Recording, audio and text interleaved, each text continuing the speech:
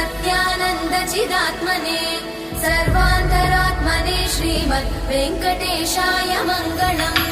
स्वतः सर्वविदे सर्वशक्तये सर्वशेषिने सुलभाय सुशीलाय वेङ्कटेशाय मङ्गलम्। परस्मै ब्रह्मणे पूर्णकामाय परमात्मने प्रयुञ्जे परतत्त्वाय वेङ्कटेशाय मङ्गलम्। आकालतत्त्वमशान्तमात्मनामनुपश्यताम् अतृप्त्यमृतरूपाय वेङ्कटेशाय मङ्गलम्। प्रायस्वचरणौ पुंसां शरण्यत्वेन पाणिना कृपया दिशते श्रीमद् वेङ्कटेशाय मङ्गलम्।